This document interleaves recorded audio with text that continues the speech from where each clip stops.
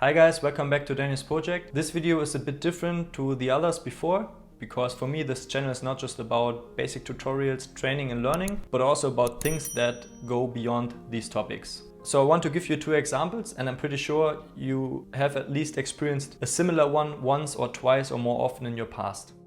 The first one is you were injured and you were walking on crutches, and suddenly you see a lot of people walking on crutches. The second one is you got a new pair of shoes and suddenly you see a lot of people wearing your pair of shoes and you are not the only one. If you're thinking, yes, I know these examples or similar ones, then I want to introduce you to the phrase Salience landscape, which I first heard about in a YouTube video by John Vervaeke, who is a Canadian professor.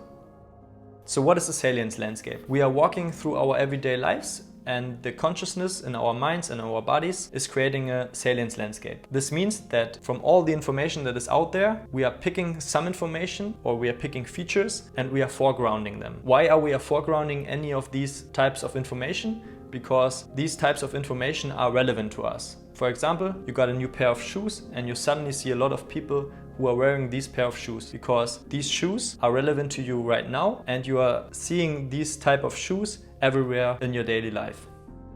So to get back to the topic of this video, why you should read books twice, imagine you were reading a non-fiction book. And to be honest, in a non-fiction book there's too much information to digest, so you're just taking a pen and you're highlighting some of the information. You're highlighting the information because the information is relevant to you right now. So for example, imagine you are sick and you're reading a book about healing. You will probably highlight only those parts which give you some information about the healing process. Then 2 years later, you're a fit and healthy person and you're not sick anymore. You will read this book again and I promise you will highlight totally different parts than before. Why? Because the type of salience landscape, things that are relevant to you, totally changed over the last 2 years. Topics from your past, for example, your sickness, were not so relevant anymore and you really want to learn something else. There are a lot more examples out there which go way beyond the topic of just books. For example, your training. If I was able to do a handstand 5 years ago and then I quit training and right now I'm going back to the handstand and I did a lot of other things in between, I will probably focus on different elements or information or things in the handstand than before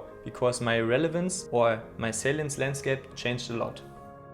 And that's why I created this channel, because constant learning and exploring new things is super important because we are constantly challenging and changing our salience landscape. So one example from my life, I was doing parkour training for the last 4 to 5 months, once per week, and this changed my salience landscape tremendously. So a simple staircase or a simple wall became an object or an obstacle for me to train on, and 2 or 5 years ago I would simply ignore this wall and this staircase because it's just a staircase or a wall. Why should I even care about the staircase or the wall? But right now, with my abilities in parkour and parkour training, I'm seeing things totally different than before.